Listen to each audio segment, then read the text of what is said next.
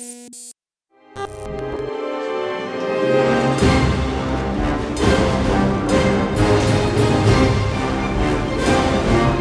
action.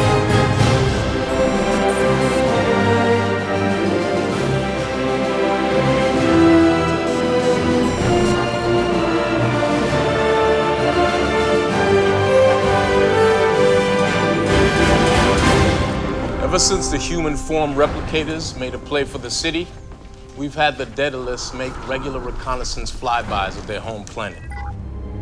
They're building ships, a lot of them. You're gonna blow up their ships. That's right. We're building an armada, Radek. I feel pretty stupid if we break this thing. I'm going to have the replicators show up and destroy the city. Launch the Horizon. We had no choice but to attack you. You were building warships. They need to be neutralized. And now, so do you.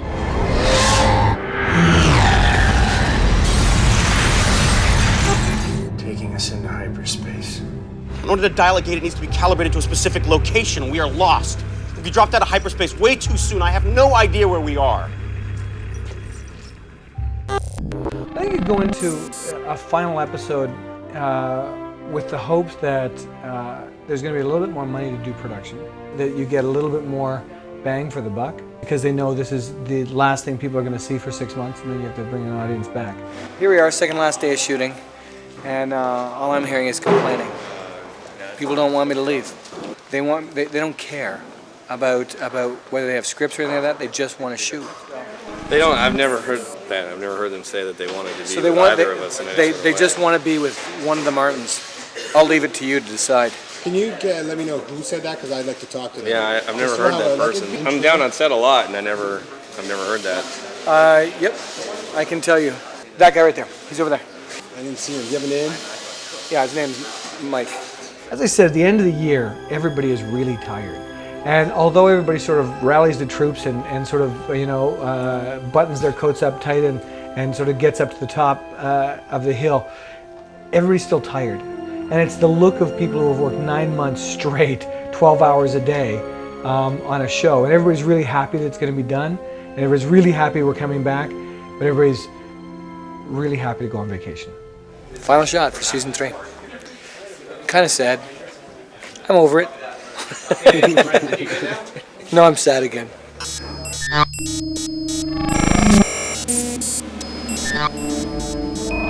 When you live on a show, you're constantly looking for new ways to shoot the same thing. And I think a big part of it for me, since the beginning of Atlantis, is trying to make Atlantis look bigger.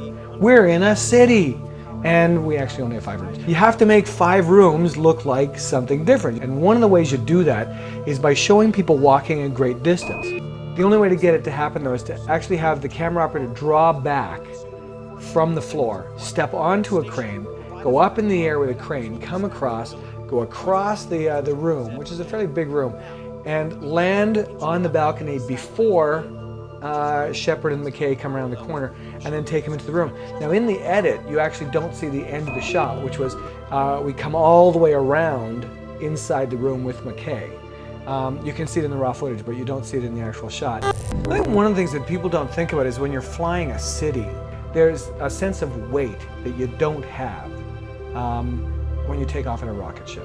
For me, a big part of it was conveying the size of the city in terms of the weight of the city and having to get this thing to lift off.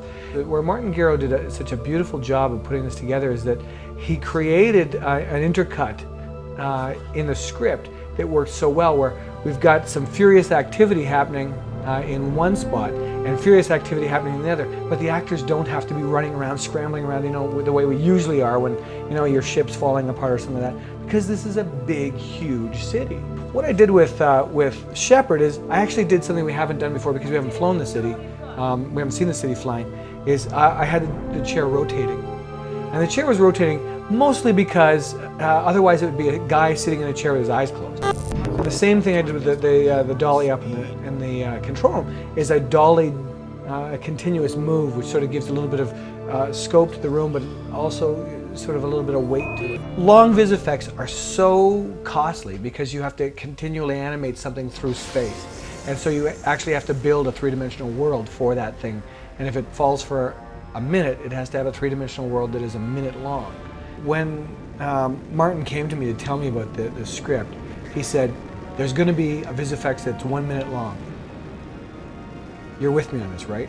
And I went, yeah, that's great. Martin really wanted this thing to last a minute, and so we designed the shot that would last a minute. He had written it out in the script, and we essentially followed exactly what he wanted in the script. Our production designer, James, and I sat down, and James actually mapped it out, and we virtually followed the bomb into these different positions. And then VisFX took that and ran with it, and of course it always looks a million times better than I actually imagined in my head when our VisFX team gets a hold of it.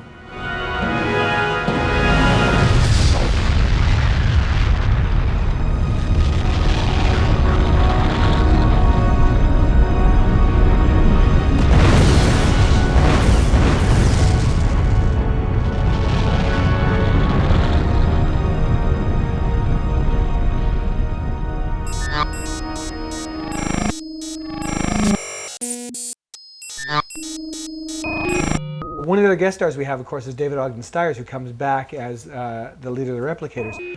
And it's very funny because David drove up from Los Angeles to get up here, and we literally had him in one shot. And it feels like it's more than that, but what actually happens is when you're watching the shot, you see Weir and McKay are standing there, and truthfully, David Ogden Stiers is about 7 feet away from them, standing on the balcony. And they're actually talking to each other in the same room, but David and Tori have their back to David.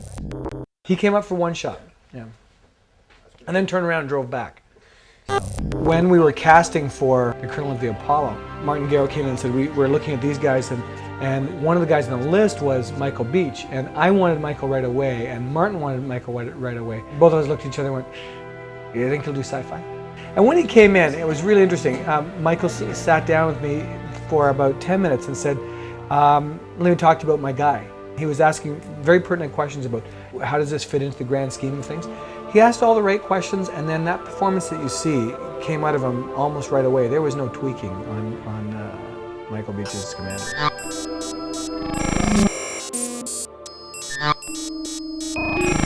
We're about to smash all the glass in here, and it hasn't been approved by anybody. We're going to see what happens to me afterwards. When you're doing the most dangerous things in film and television, for the most part, it's a very, very tiny piece of film. Because the more dangerous the gags, the more safety things you have happening around it. The hardest part of doing a stunt is hiding the stunt person from the audience. We're taking Tori's stunt double, the Weir stunt double, Kylie. These windows right here are receiving a blast, and the shockwave is going to take her, as we've seen in many ratchets on the show, and send her flying from this position here. She's going to skip the stairs. She's going to land by him. What I want to do is I want to put her right in front of the window. Now, to do that, it's in a whole bunch of different cuts. We move Tori down into that spot.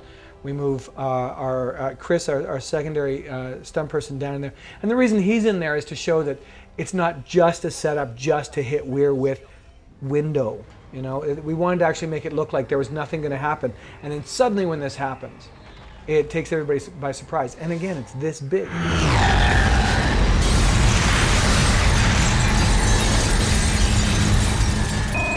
I shoot it with multiple cameras, just in case this camera doesn't see it, this camera is going to, or this camera is going to. And theoretically, I mean, if I could, I'd cover it from 7 or 8 different angles, and then you do what's called a double cut in it.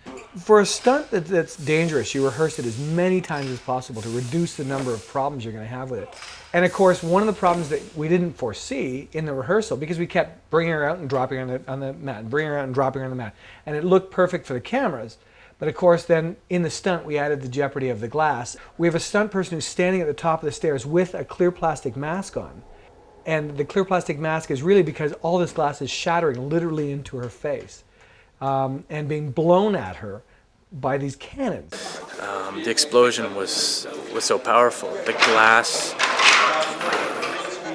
passed the stunt person, past the stunt woman, and landed on the pads before she got there. My rigger, Corbin, was very quick on the button, and he held her up So she got a bit of a pendulum at the end after she went out of frame, and then she penduled back into frame.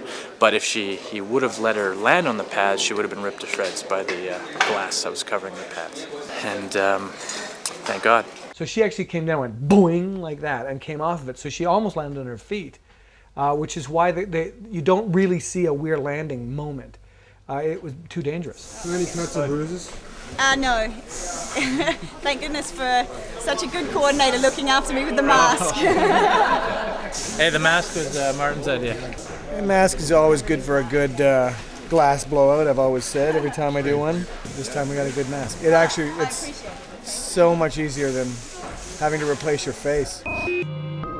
What's interesting is we really had a lot of fun on this episode because we knew we were picked up already. And every year we've done all these finales where it's like, oh, I hope we get picked up, hope we get picked up. This is one of the first years that we've ever known early that the show is picked up for next year. So it's like, let's do whatever we want. We're picked up for next year. So. Last episode, Season 3. Standing in the same spot I was during the last episode of Season 2. And the last episode of Season 1, actually.